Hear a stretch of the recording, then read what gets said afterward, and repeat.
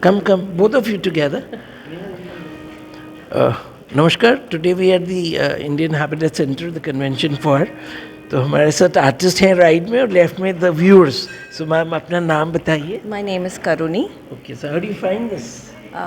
This is very intriguing and very interesting, and I love the splash of colors. It's very, very vibrant, and the depiction is beautifully done. The clarity and the color scheme is really well done. Yeah. You've been to all the seen the rest of the. No, we've just So you walked in. started. We just walked in. And what do you do, ma'am? क्या करते हैं? I'm an educationalist. All right. Yeah. So where do you teach? I don't teach. I have my own consultancy. All right. Yeah.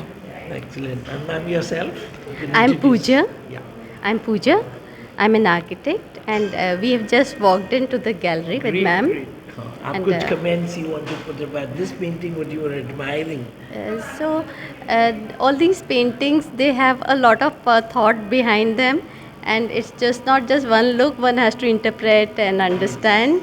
And we were appreciating this Mahavishnu painting and relating with all the avatars, and of हम course लोग ने very आपको जो vibrant. रोका है ना, because अभी युवराज sir जो हैं जिन्होंने बनाई हैं इतने सारी, so we've been meeting him for last 1 week continuously, and today he's going to tell us more in detail.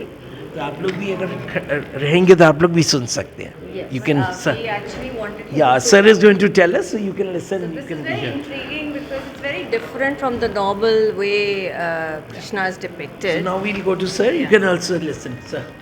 हाँ, ये जो है दिस इज टोटल विराट स्वरूप, कृष्णा विराट स्वरूप. The concept is this.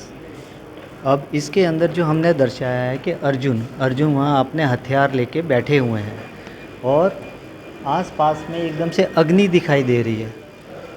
और इसका इंटरप्रेशन ये है कि जो गॉड उनको समझा रहे हैं महाभारत के अंदर कि भाई आपको तो लड़ना है और आपको धर्म के रक्षा करनी है, तभी वो उन्होंने अपने हथियार रख दिया कि भाई जिनको मैं मारूंगा वो भी मेरे अपने, जो बच जाएंगे वो भी मेरे अपने, ये काम मैं नहीं कर सकता. मगर गॉड उनके दिमाग में बात डाल रहे हैं कि जो तुम मारोगे जो भी, वो भी मैं ही हूँ और जो बचेंगे वो भी मैं ही हूँ.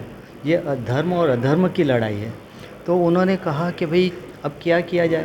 तो अर्जुन कहते हैं कि आप, मैं ये कैसे कर सकता हूँ. तो उसने पूरा समर्पण कर दिया. उन्होंने अपने वस्त्र भी, आप देखो कि मैंने उसको नहीं डाले हुए हैं, यानी कि उन्होंने पूरा अपने को समर्पण कर दिया गॉड के आगे. तब गॉड ने बोला कि मैं दिखाता हूँ मैं कौन हूँ, जिसको मैं आप कह रहा हूँ कि आपको वो काम करना है. तब उनको वो तैयार करते हैं. तो कहते हैं कि तुम्हें देखने के लिए मैं दिव्य दृष्टि दूंगा जिससे तुम मुझे देख पाओगे. तो जैसे ही पहले कहते हैं कि जब वो अपना आकार पूरे ब्रह्मांड में दिखाते हैं तो वो देख नहीं पाता अर्जुन अपने आंखों पे हाथ रख लेता है. फिर उनको दिव्य दृष्टि दी जाती है, तब वो देख पाता है. तब वो देखता है तो फिर वो कहता है कि नहीं, आप ही हैं जो कुछ हैं.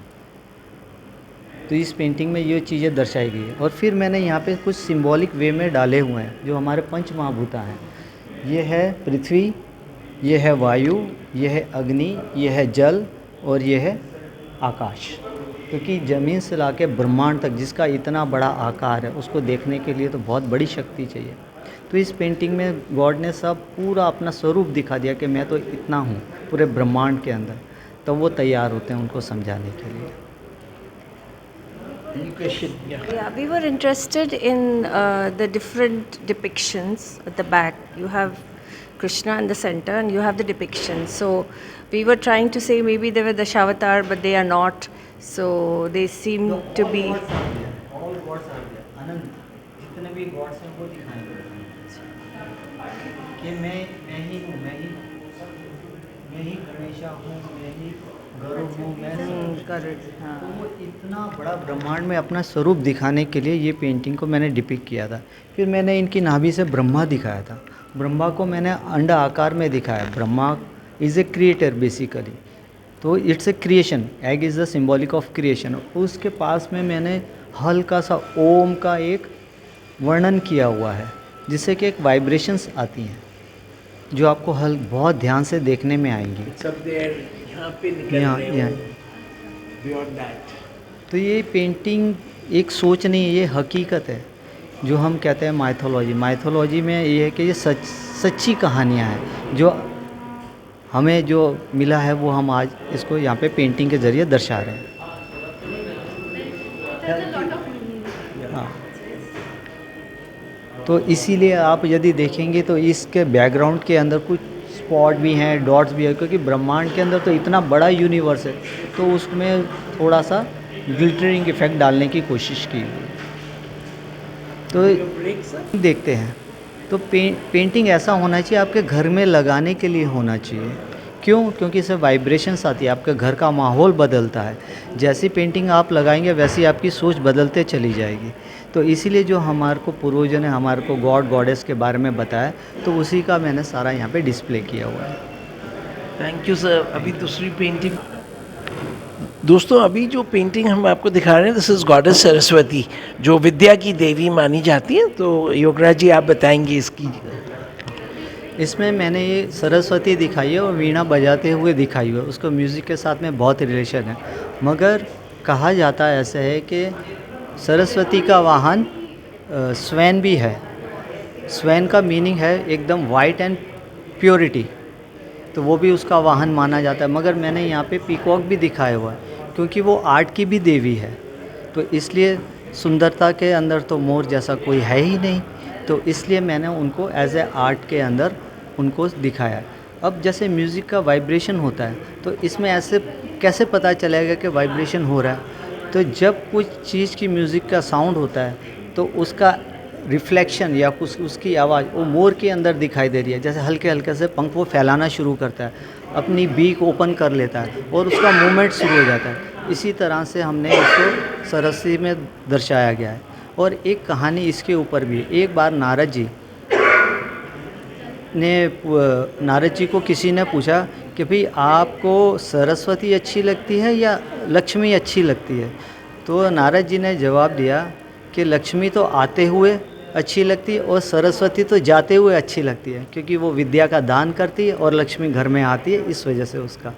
परफेक्ट। इनके हाथ में ये तो वीणा है, इसके बारे में आप कुछ बताना चाहेंगे? हाँ, वीणा उनका एक सरस्वती का एक साधना है बेसिकली। वीणा बजाना का मतलब ये नहीं, म्यूज़िक एक ऐसी चीज़ है कि जिसकी वजह से आपका अंदर का फीलिंग और भी उत्कृष्ट हो जाता है। म्यूज़िक एक ऐसी पावर है कि जिसकी वजह से इंसान को एक इतना अच्छा फीलिंग होता है कि उसके साउंड से ही उसको एक मग्न हो जाता है।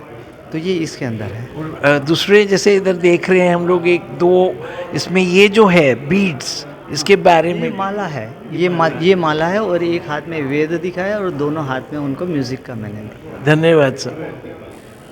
अभी हम आपको जो ये पेंटिंग है लॉर्ड दत्तात्रेय है, और मैं सर आप ही बताएं। हाँ, ये दत्तात्रेय का पेंटिंग है और दत्तात्रेय जो है वो ब्रह्मा विष्णु महेश का एक संगम है। तो ये जो पेंटिंग है एकदम बहुत ही ब्राइट और बहुत ही लाउड है, और इसमें इनको गुरु माना गया है। जो यहाँ पे मैंने जितने भी एलिमेंट्स दर्शाएंगे ये इनके सारे गुरु हैं, और इनको मैंने बनियान ट्री के नीचे साधना करते हुए दिखाया हुआ, क्योंकि बनियान ट्री तो बहुत ही विशाल होता है और उसका एक फॉर्म मैंने क्रिएट यहाँ किया हुआ है। और इसी वजह से इसके अंदर कहा जाता है कि जैसे कि गुरु है, गुरु जो है वो भगवान से भी बड़ा है। अगर गुरु ने आपको कोई वचन दे दिया तो भगवान भी उसको मना नहीं कर सकता। इसीलिए यहाँ मैंने लिखा है गुरु ब्रह्मा गुरु विष्णु गुरुदेव महेश्वरा गुरु साक्षात् पर ब्रह्मा तस्मै श्री गुरुदेव नमः। तो और इसके साथ में ये इतना बड़े हैं तो इनको पंच महाभूता के साथ में भी रिलेट किया। इनके मैंने बैकग्राउंड में हल्के से मैंने वाइट कलर के अंदर उनका डिपिक्शन किया हुआ। पहला है पृथ्वी, फिर दूसरा है वायु, फिर अग्नि, फिर जल और आकाश। ये जैसे देख रहे हैं आपकी योगराज जी की जो पेंटिंग्स हैं, इट्स लाइक सम सिंबॉलिक चीज़ें हैं ये, और जिसमें मतलब इसमें बहुत ज़्यादा आर्टिस्ट जो हैं उनको ज्ञान खाली पेंटिंग में उसमें क्या चीज़ वो डाल रहे हैं, लाइफ, वो सब paintings are coming in life form. Thank you sir. Will move to the other. Mathura Vrindavan के लोग जाते हैं, गोवर्धन पर्वत की परिक्रमा करते हैं, वो सर ने डिपिक्ट किया। सर यहाँ ऐसा दिखाया गया इस पेंटिंग के अंदर, जब इंद्र को बहुत गुस्सा आ जाता है और वो बहुत बारिश करने पूरा प्रलय आ जाता है, तो इतने में सारे गांव के लोग जो होते हैं वो कैसे बच पाएंगे, तो वो कृष्ण के पास जाते हैं कि आप ही हमें बचा लो।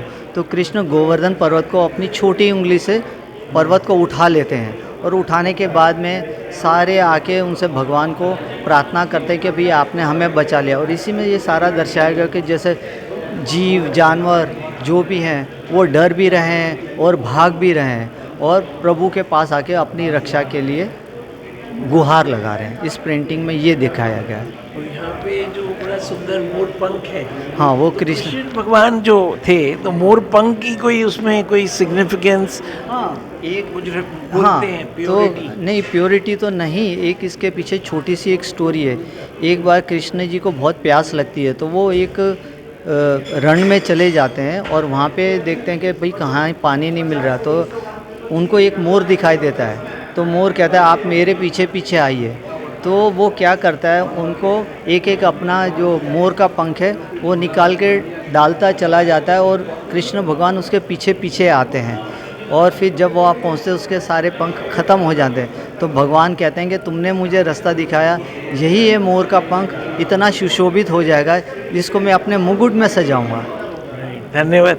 आज क्योंकि अभी हम लोग गणेश चतुर्थी मना रहे हैं पूरे भारत में और विश्व में भी, क्योंकि जो लॉर्ड गणेशा है विघ्नकर्ता है और शिव पार्वती के पुत्र हैं, तो हम लोग उनकी योगराज जी की जो पेंटिंग है लॉर्ड गणेशा वहाँ पे चलते हैं सर। तो सर लॉर्ड गणेशा के बारे में आप बताएंगे इस पेंटिंग के? इस गणेशा को मैंने बहुत कलरफुल बना रखा है, क्योंकि गणेशा जो है जैसे कि किसी भी चीज़ में कोई भेदभाव नहीं करता। और गणेश ये है कि आपको घर के अंदर आते ही आपको सारे विघ्न दूर होने चाहिए, इसीलिए गणेश का लगाना बहुत आवश्यक है घर के अंदर।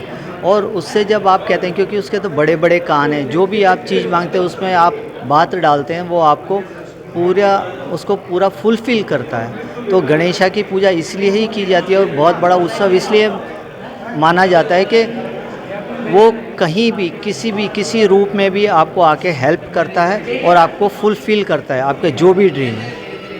की सूंड जो है गणेश जी की सूंड, उसके बारे में आपने उस दिन बताया था। हाँ, उनकी सूंड है। हाँ, उनकी लंबी सूंड होती है, उनके कान लंबे रखे गए, क्योंकि उसमें जो पावर है, उसमें जो उनकी स्मेल की पावर है और जो उनके कान की जो क्षमता है वो बहुत बड़ी है, क्योंकि दे आर गॉड।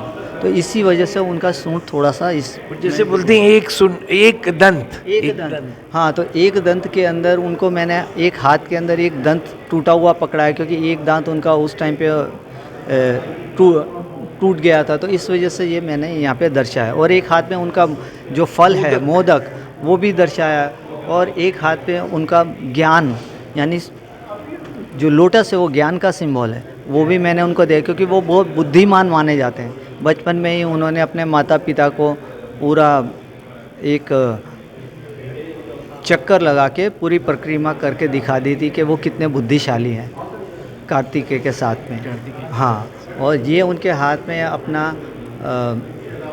ये क्या बोलते हैं, अंकुश है, अंकुश, त्रिशूल नहीं, इसको अंकुश बोलते हैं। ये इनका कंट्रोल करने के लिए होता है, सृष्टि को कंट्रोल कर। तो lastly I just like to add this कि for the people who live outside India, the foreigners, overseas people, that Lord Ganesha is also supposed to be called the elephant god, because the story as it goes is when his head was cut by his father, so then the mother Parvati ji cried and then Shivaji said कि ठीक है, उन्होंने अपने गनों को बोला कि मैं जिंदा कर हाँ, देता हूँ। मैं वापस जिंदा करूँ। उन्होंने जो पहला मिला वो उनको एलिफेंट मिला था, तो उन्होंने उसको गर्दन को वहाँ पे लगा दिया। ये एक बड़ा इंडियन ट्रेडिशन में हमारे एंशिएंट कल्चर का एक सिंबॉलिक रिप्रेजेंटेशन है।